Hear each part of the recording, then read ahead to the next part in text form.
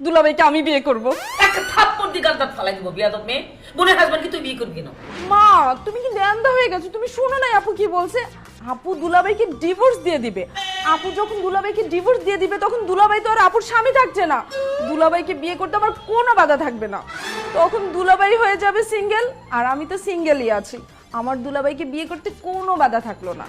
এই তুই পাগল হয়ে গেছিস নাকি? দুনিয়ায় এত ছেলে থাকতে তোর তাকে কেন বিয়ে করতে হবে যাকে আমি ডিভোর্স দিচ্ছি? কারণ আপু দুলাভাইকে আমার অনেক ভালো লাগে। তোর সাথে যেদিন দুলাভাইয়ের বিয়ে হয়েছিল সেই দিনই তাকে দেখে আমি তার প্রেমে পড়ে গেছিলাম।